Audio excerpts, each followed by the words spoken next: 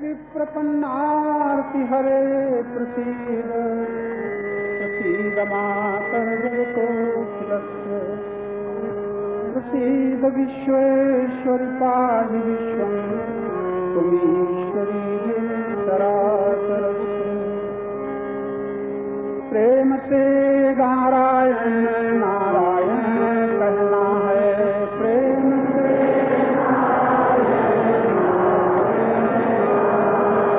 गाही विधि राखें प्रभु ताही विधि रहना है।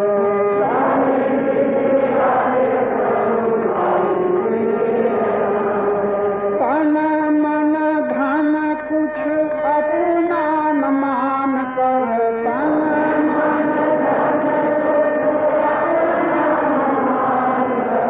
जो भी आए जाए सब प्रभु का ही जान कर, जो भी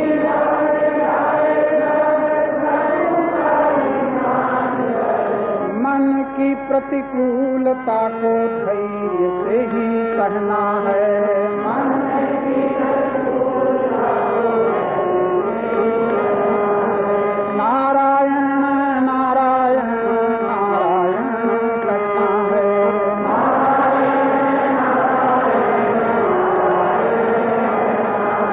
नारायण नारायण नारायण कहना है।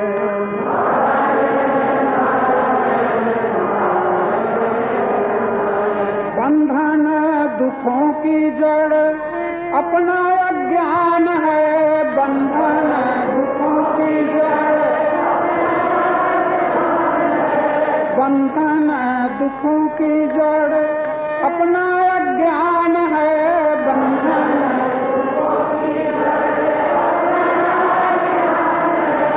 अपना ज्ञान होता जब अपने में ही ध्यान है, अपना ज्ञान लेकिन ध्यान के समय बहुत सतर्क रहना है कि ध्यानी को धन मान भोग नहीं चाहना है। ध्यानी को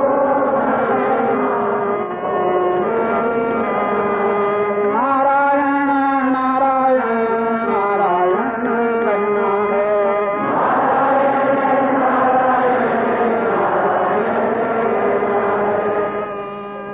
समस्त दुखों की जड़, समस्त बंधनों का मूल एकमात्र संसार की चाह, और संसार की चाह वहां तक रहती ही है जब तक हम परमात्मा से विमुख हैं। विमुख शब्द कह रहे हैं, दूर नहीं कह रहे। परमात्मा से दूरी कभी होती ही नहीं, हो सकती ही नहीं, केवल विमुखता है। और अगर आप बहुत सरल शब्दों में समझना चाहें तो विमुखता की अपेक्षा विस्मृति, विस्मृति मात्र परमात्मा से दूरी बना रही है। स्मृति मात्र में 3 दिन से ये चर्चा हम आप लोगों के समक्ष कर रहे हैं कि परमात्मा की प्राप्ति के लिए यात्राएं अहंकार के द्वारा हो रही हैं। परमात्मा की प्राप्ति के लिए यात्रा नहीं करना है, केवल स्मरण। भगवान के ही शब्दों में आप ये सुन रहे हैं, ओ मांग स्मृति नित्यशः तत्स्याहम सुलभः पार्थ। स्मरण मात्र से जो सुलभ दिखता है, लेकिन वो स्मरण कब होगा? जब विस्मरण होगा।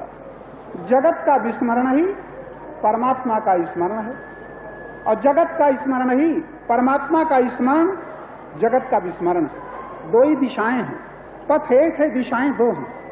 एक ही पथ में हम परमात्मा से विमुख हो रहे हैं, जहां है वहीं सन्मुख हो सकते हैं, कहीं जाना न पड़ेगा। इसी के लिए सत्संग की आवश्यकता है कि बुद्धियुक्त होकर के हम थोड़ा सोचें। तो मैंने अभी निवेदन किया, एकमात्र हमारे बंधनों की जड़ चाह है, दुखों की जड़ चाह है, अशांति की जड़ चाह है। किसकी? धन की, मान की, भोग की। भगवान की चाह नहीं। लेकिन भगवान की चाह भी अज्ञान में होती है, लेकिन भगवान की चाह तो बड़ी सुलभ, बहुत सुंदर। लेकिन हम भगवान के मंदिरों में जाकर के भी भगवान को नहीं चाहते, भगवान से चाहते। थोड़ा इस पर गौर करना। भगवान के मंदिरों में जा करके भी भगवान को नहीं चाहते, भगवान से चाहते। इसलिए फिर हमारा मुख संसार ही की ओर रहता है। यही हमारे बंधनों का कारण। तो बंधन दुखों की जड़ बंधन दुखों की जड़ अपना अज्ञान है। बंधन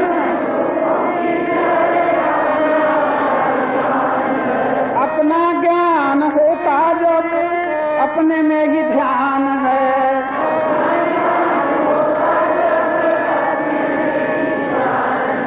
अपने में ध्यान स्थित जब करना चाहें तब चाह बाधक। अब वो चाह कैसे छूटे? तो चाह के त्याग में प्रेम ही समर्थ है। चाह के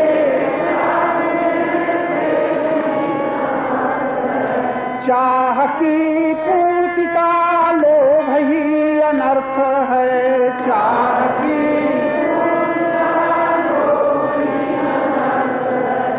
जीवन प्रवाह है, प्रेम से ही बहना है।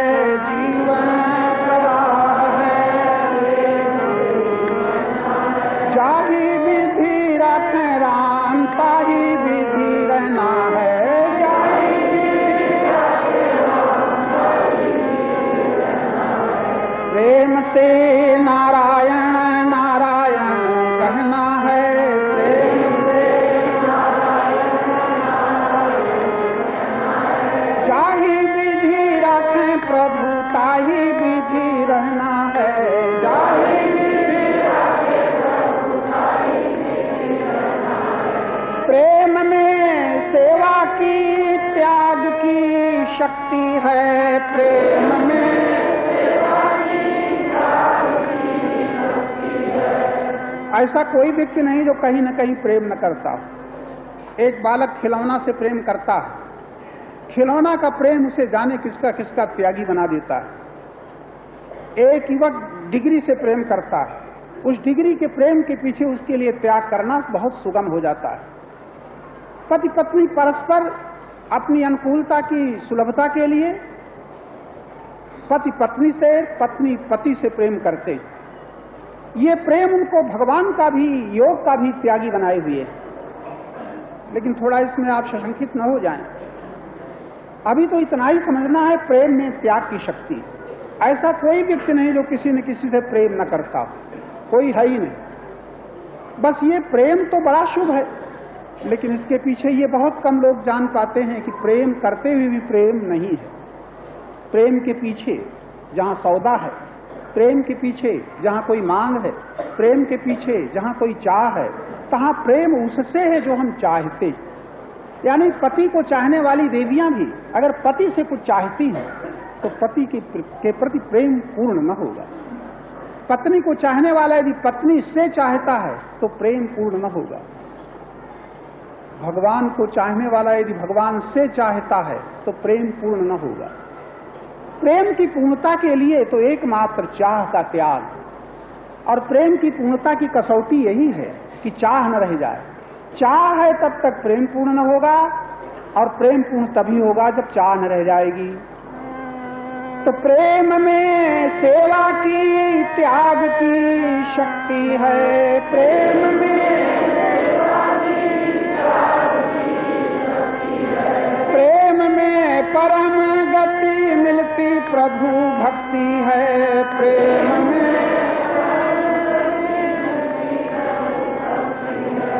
प्रेम में पथिक नित्य समता को गहना है। प्रेम में पथिक नित्य जाही विधि राखें प्रभु, ताही विधि रहना है। जाही विधि राखें प्रभु, ताही विधि रहना है। सीताराम सीताराम सीताराम कहना है। सीताराम जाही विधि रखें राम, ताही विधि रहना है। जाही विधि रखें राम, ताही विधि रहना है। नित्य प्राप्त परम प्रेमास्पद परमेश्वर की आत्माओं, कितनी महती कृपा है ये अपने प्रभु की अपने ऊपर, जबकि हमें सत्संग के प्रति श्रद्धा हो रही है।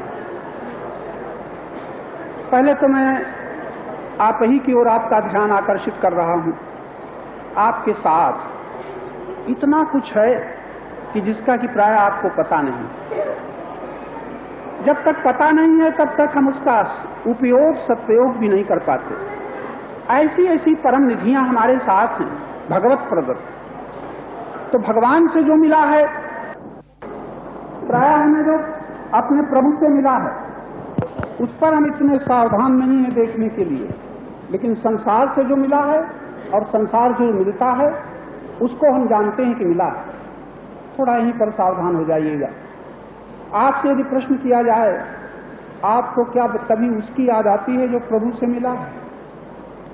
उसकी याद आती है? इस समय आप लोग बैठे हैं, अगर गर्मी लगेगी तो पंखा याद आएगा, पंखा याद आएगा। लेकिन रास्ते में जब ये हवा, गंगा जी की ठंडी ठंडी हवा जब आपको लगेगी तब शायद आपको याद ना आएगी। अंधेरा हो जाएगा तो बिजली याद आएगी, लेकिन जिस सूर्य के प्रकाश में आप प्रातः काल से यात्रा कर रहे हैं, सूर्य का प्रकाश, सूर्य याद नहीं आता। प्रकाश में चल रहे हैं, प्रकाश याद नहीं आता। ऐसा है कि नहीं? हमारे सनातन धर्म में संध्योपासना की विधि इसीलिए बनाई गई है कि प्रातः काल संध्या के बीच में उसकी उपासना करो जो नित्य नित्य विद्यमान है। संध्या का बड़ा गहरा अर्थ है। संध्या का इतना ही अर्थ नहीं कि हम प्राणायाम कर लें और थोड़ा मंत्र बोल लें। संध्या का अर्थ है दो संधियां, दो संधियों के बीच में, इधर रात्रि का अंत हो रहा है, दिवस का आरंभ हो रहा है, इधर दिवस का अंत हो रहा है, रात्रि का आरंभ हो रहा है। जिसमें ना आरंभ है, जिसमें आरंभ है, जिसमें अंत है, उसका ना आरंभ है न उसका अंत है, उसको जानना संध्योपासना। उपासना, निकट होना उसके जो परम सत्य, जो सर्व प्रकाशक है। लेकिन हम संध्योपासना के नाम पर कुछ यंत्रवत उसकी पूर्ति तो कर लेते हैं क्रियात्मक, लेकिन विवेक के द्वारा हम संध्योपासक भी अच्छी तरह नहीं हो पाते हैं। वरना संध्योपासक हमारे विद्वान लोग याद रखें, कम से कम प्रातः उठते समय दो संधियों के बीच में उसको जान लो जो दोनों संधियों का पोषक है, प्रेरक है और धारण करने वाला है। तो मेरा इशारा ये कि हमारे सनातन धर्म में सूर्य नमस्कार की उठते ही इसीलिए विधान बना है, कम से कम इसी बहाने परमात्मा की एक विभूत याद आ जाए। लोग पूछते हैं ईश्वर कहीं है, और प्रत्यक्ष ईश्वर भगवान कहते हैं मैं सूर्य हूं गीता में, लेकिन हमें याद नहीं आता कि भगवान सूर्य के रूप में अपने को बता रहे हैं। हम सूर्य को अभी तक भूले भी हैं। आप लोग ध्यान दीजिएगा, प्रातः से अभी तक आपको सूर्य भगवान याद आए बहुत कम लोग होंगे। उठते ही आंखें प्रकाश में खुली, आपको अगर बिजली एकदम गायब हो जाए फिर आ जाए तो एकदम लोग कहा आ गई आ गई आ गई, लेकिन प्रकाश आ गया कोई नहीं कहेगा। प्रकाश सूर्य भगवान को शायद ही कोई सनातन धर्म के प्रेमी भले नमस्कार करें, लेकिन नमस्कार सूर्य भगवान को नहीं होता। इशारा यह है, अगर याद रखने की याद रहे तो कल से सही। आज सूर्यास्त होते समय यदि आप एक बार भावपूर्वक भगवान सूर्य को नमस्कार कर लें तो भगवान जानेगा कि इस ओर में मेरा नमस्कार कर रहा। गीता के सिद्धांतानुसार सूर्य मैं हूं।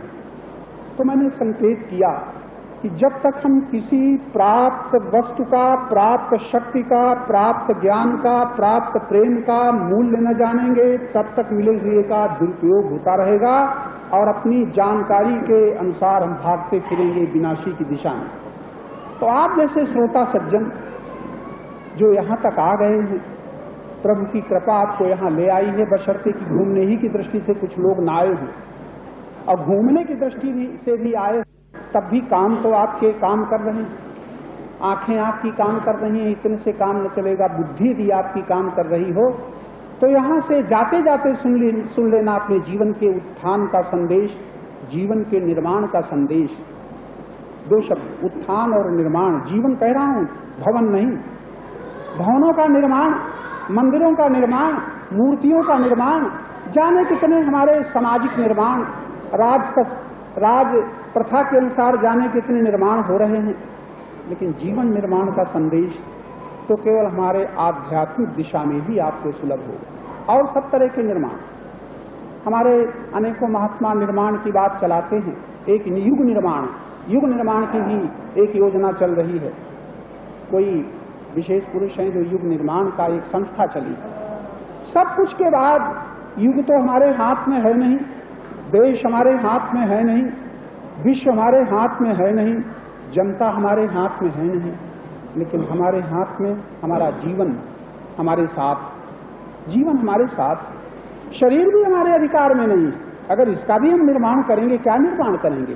प्राकृतिक विधान से शरीर का स्वतः निर्माण होता, करना नहीं पड़ता। एक बालक को कोई माता बढ़ाती नहीं, खुद ही बढ़ता। अन्न पचाती नहीं, खुद ही पचता है। रक्त कोई माता उसके भीतर बनाती नहीं, खुद ही बनता है। जाने कितने निर्माण तो परमात्मा के विधान से हो रहे हैं, लेकिन एक माता यही कहती है हमने सेया है, पाला है, इतना बड़ा किया। हमारी माताएं ध्यान दें, अरे इतना अहंकार तो छोड़ो। बालक को बढ़ते हुए परमात्मा याद आ जाए, उसका भोजन पचते हुए परमात्मा याद आ जाए। तुम तो कहते हो हमने अपने बालक को बढ़िया भोजन करा दिया, तुमने भोजन करा दिया, लेकिन तुम उसके भीतर पचाओगी? हम तो कहते हैं आस्तिक के लिए समय समय पर दर्शन है, दर्शन समय समय। बालक को देखो भगवान याद आ जाए, पति को देखो भगवान याद आ जाए, पत्नी को देखो भगवान याद आ जाए, कहीं सुख की प्रतीति हो भगवान याद आ जाए। बढ़िया भोजन करो, स्वाद जबान से आ रहा है मिठाई का, मिठाई देने वाला याद आता है, मिठाई याद आती है, उसका नाम उसका आकार मन में भर जाता है। फिर ये रसगुल्ला बनारस के कब मिलेंगे? तो मिठाई याद आती है, मिठाई का आकार याद आता है, उसका नाम याद रहता है, उसका देने वाला याद आता है। जिस जबान से स्वाद आ रहा है उस जबान देने वाला याद नहीं आता। बोलो आस्तिक हो कि नास्तिक? यानी क्षण क्षण जो हमारे सामने भगवत दर्शन के प्रतीक हैं वो हमें प्रायः भूल जाते हैं।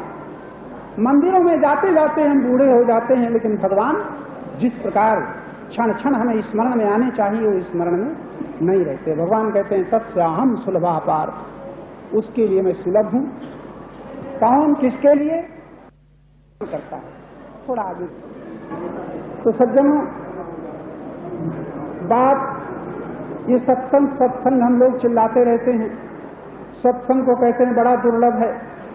हम तो कहते हैं संसार में सुलभ से सुलभ अगर कुछ है तो सत्य का संग। लेकिन हमारी कल्पनाएं, हमारी मानी हुई भावनाएं, हमारी कल्पित धारणाएं हमको उस सत्य से बहुत दूर कर देती। फिर सुन लेना, मान्यताएं, धारणाएं, कल्पनाएं, वस्तुतः सत्संग के समान कुछ भी संसार में सुलभ नहीं है। इसलिए दुर्लभ वो होता है जिसके पाने के लिए कहीं भागना पड़ता है। आप कहोगे दुर्लभ है हमारे लिए सत्संग, स्वर्गाश्रम आना पड़ा। हम कहते हैं सत्संग दुर्लभ नहीं है, आपका यहां आना अवश्य दुर्लभ है जो सुलभ कर दिया। यहां किसी वक्ता को बुलाना अवश्य दुर्लभ है जो सुलभ हो रहा है। लेकिन यहां सुनने के बाद अब कभी न कहना कि सत्संग दुर्लभ। सुनते हो तो क्या सुनते हो? सत्य उसे कहते हैं जिससे कभी दूरी आज तक हुई नहीं। परमात्मा उसको कहते हैं जिससे कभी दूरी न हो सकती है न हुई है। तब उसका संग परमात्मा को करना है कि तुम्हें करना है? आप नित्य प्राप्त सत्य का संग खुद नहीं करते हो और भागे भागे दौड़े दौड़े दिशाओं में घूमते हो। सत्संग सत्संग सत्संग। आज से याद रखना, सत्संग करना है। परमात्मा ही एक ऐसा परम सत्य है जिसकी अनुभूति के लिए तुम्हें दूसरे किसी की भी जरूरत नहीं। बड़ी विलक्षण बात। पूजा के लिए जरूरत पड़ेगी, माला की जरूरत पड़ेगी, फूल की जरूरत पड़ेगी, मूर्ति की जरूरत पड़ेगी, और मूर्ति के लिए मंदिर की जरूरत पड़ेगी, मंदिर बनाने के लिए, मूर्ति लाने के लिए पैसे की जरूरत पड़ेगी। लेकिन परमात्मा को पाने के लिए किसी की जरूरत नहीं। अगर आज हमारी बात कुछ खटक रही हो तो कल 10 मिनट पहले अपने प्रश्न रख देना। जो भी यहाँ सुनते हो समझने के लिए सुनते हो, आपको यहाँ फुसलाया नहीं जा रहा है, आपको रिझाया नहीं जा रहा है, आप समझने की क्षमता रख रहे हैं, इसलिए आपके अज्ञान आपको समझाया जा रहा है। अज्ञान ही समझाया जा रहा है और कुछ नहीं। यदि हम लोग अपने अपने अज्ञान को समझ लें ज्ञान के प्रकाश में, तो आपने अब इतनी देर में क्या सुना? सब परमात्मा और उसकी प्राप्ति के लिए आप इतने स्वतंत्र हैं, इतने स्वतंत्र हैं। रामायण में भी इशारा किया है, भक्ति स्वतंत्र सकल सुख खानी, लेकिन शर्त रख दी बिनु सत्संग न पावई प्राणी। अब आप कहते हैं सत्संग बड़ा दुर्लभ, बस गड़बड़ हो गया। जो भक्ति स्वतंत्रता पूर्वक प्राप्त होती है, किसी पर की अपेक्षा ही नहीं है, किसी अन्य के सहारे की जरूरत नहीं है। वो स्वतंत्रता पूर्वक प्राप्त होने वाली भक्ति के लिए कह दिया, बिन सत्संग न पावहि प्राणी। अब कहोगे सत्संग बड़ा दुर्लभ, अरे वो सत इतना सुलभ है कि न कभी दूर हुआ है, न हो सकता है, न किसी ने दिया है, न दे सकता है। प्राप्त ही है, प्राप्त है। प्राप्त को केवल देख लेना है, दूसरे की दृष्टि से नहीं, अपनी दृष्टि से देख लेना। हाँ, अब अगर ये कह सकते हो कि अपनी दृष्टि के लिए फिर साधना करनी पड़ेगी। अपनी दृष्टि के लिए साधना करनी पड़ेगी, क्योंकि दूसरे की आंखों से आप भगवान को न देख पाएंगे। तब हमारे रामायण में बड़ा सुंदर इशारा है, उघर ही विमल विलोचन ही थे। कितना सुंदर संकेत, उघर ही, मिला ही नहीं, खाली खुलना बाकी है, मिलना नहीं।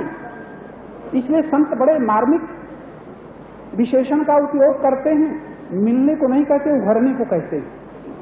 बंद हैं और कुछ नहीं। बंद हुए नेत्रों के भीतर के हृदय के नेत्रों को खोलने के लिए साधना की आवश्यकता, बस इतनी ही देर। साधना अगर आप समझ लें तो फिर वही कहूंगा कि दूसरे की अपेक्षा न रह जाएगी। भगवत प्राप्ति के लिए किसी की अपेक्षा न। भगवान ने गीता में बड़ा सुंदर संकेत किया, अनपेक्षा शुचिर दक्ष उदासीनो गतव्य। अनपेक्षा, भगवान कहते हैं जो अनपेक्ष है ऐसा भक्त मुझे प्यारा है। आप भगवान का प्रेम किस बल पर प्राप्त करना चाहते हो? अपेक्षा रख करके। धन की बदौलत भगवान का प्रेम प्राप्त होगा, फूल और मालों की बदौलत भगवान का प्रेम प्राप्त होगा, बड़े कीमती हारों के द्वारा पूजा की बदौलत भगवान का प्रेम प्राप्त होगा। भगवान कहते हैं अनपेक्षा, किसी की अपेक्षा जो नहीं रखता वो भक्त मुझे प्यारा है। अनपेक्षा शब्द बड़ा मार्मिक। एक होती अपेक्षा, एक होती उपेक्षा। जरा अपेक्षा उपेक्षा को समझ लीजिएगा। अपेक्षा उसे कहते हैं जिसके बिना हमारा काम न चले। अपेक्षा हो गई, बचपन से लेकर के आज तक आपको अपेक्षा की, यहां तक कि अगर इस तरह का सत्संग करना है तो इस हाल की अपेक्षा है, पंखे की अपेक्षा है।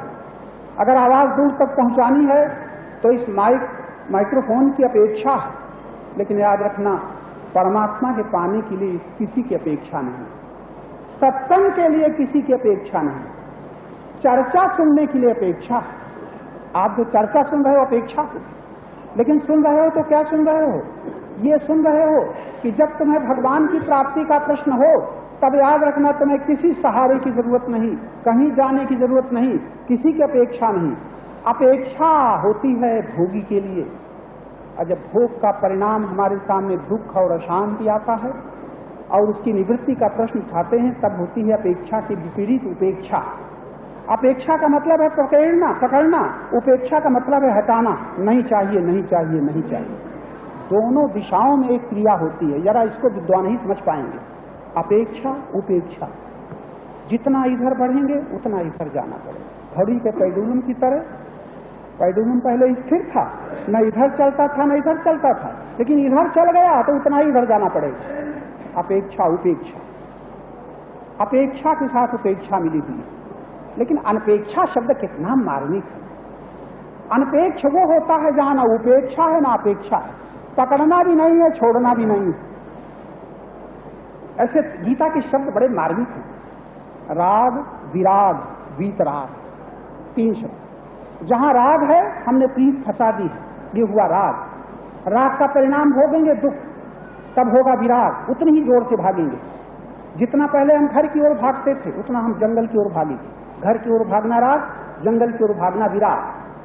धन की ओर भागना राग, धन छोड़ के भागना विराग। स्त्री की ओर भागना राग और स्त्री की शक्ल भी न देखेंगे, ये विराग। लेकिन वीतराग तो बड़ा विलक्षण शब्द, वहां भागने का कोई क्रम ही नहीं। राग नहीं, विराग भी नहीं, राग ही नहीं, वीतराग, यानी राग कहीं हुआ ही नहीं तो किसको पकड़ें और किसको छोड़ें। राग नहीं हुआ तो महाराज वहां तो अनुराग, अनुराग, अनुराग शब्द बड़ा मार्मिक। राग होता है उससे जो हमें नहीं चाहता उसको हम चाहते। ये भी जरा मुश्किल से समझ में आएगी। आप लोग कहोगे हमें पत्नी बहुत चाहती है, हम कहते पत्नी आपको नहीं चाहती, पति आपको नहीं चाहते। आप कहते हम पति को चाहते हैं, बिल्कुल गलत बोल रहे हैं। पति आपको नहीं। पहले बताओ पति है कौन? अरे सत्संग में आए हो तो डरना मत कि हम कैसी व्याख्या कर रहे हैं, बात आपकी है। पति है कौन? तो आप कहोगे हमारे पति का ये नाम, हमारे पति की ये जात, हमारे पति का ये रूप। आपका पति कौन? जो जन्म लिया। तो आपका पति मरेगा कभी कि नहीं? अगर तुम्हारा पति जन्मता है और तुम्हारा पति मरता है तो तुम उस पति से संबंधित हो जो देह के रूप में देख रही हो। सत्संग में आने वाली आप जैसी विदुषी देवियां अगर विनाशी देह को पति मानती रहीं तब तो तुम्हारे दुखों का अंत भगवान के सामने खड़े होने पर भी न होगा। तारा भगवान के दर्शन कर रही थी। तारा विकल देख रघुराया, क्या किया? दीन ज्ञान हरि लीनी माया। क्या ज्ञान दिया? तारा तो किसके लिए रो रही है?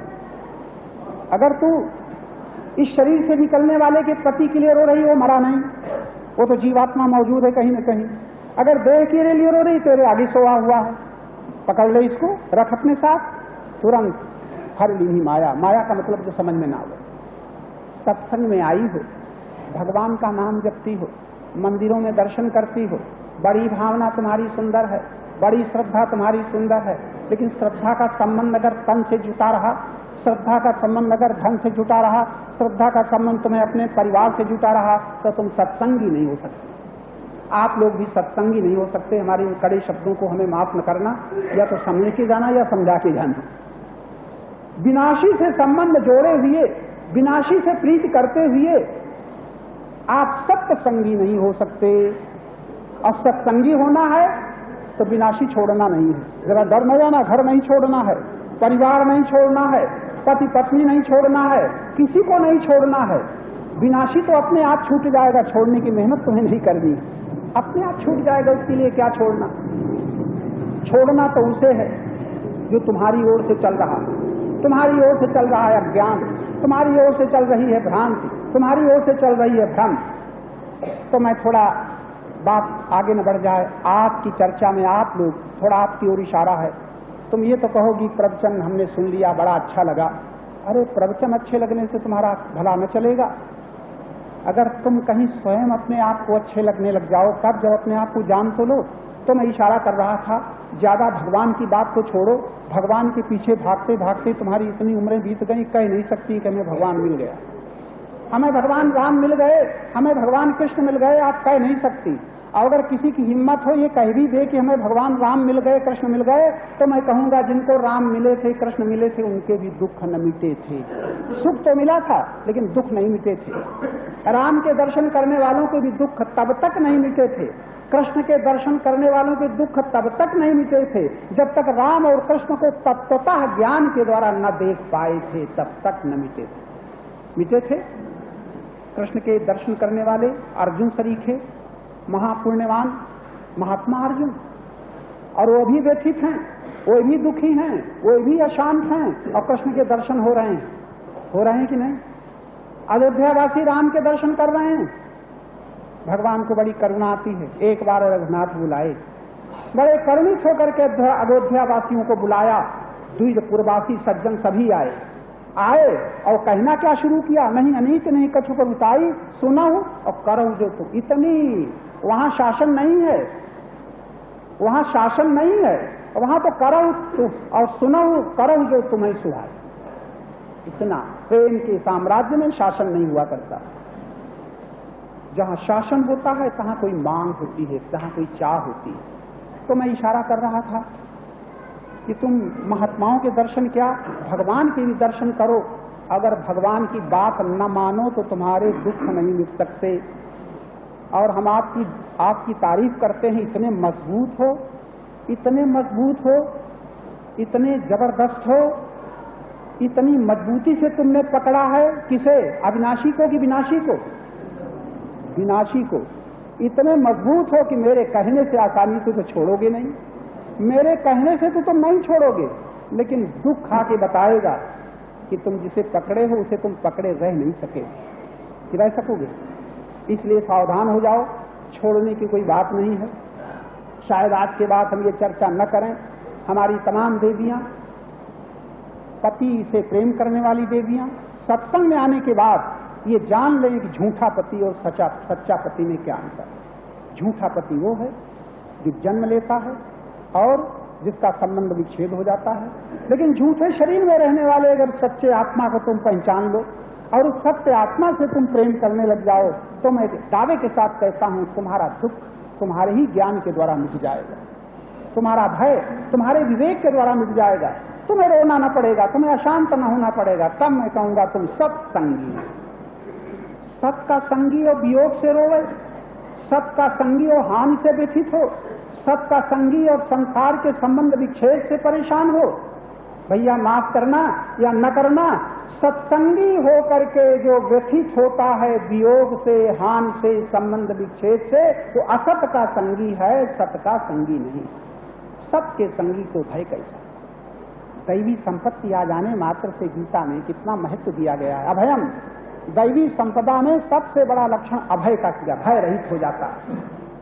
सत्संगी और भय, भय उसे होगा जहां कुछ छूटना है, भय उसे होगा जहां कुछ जाना है। परमात्मा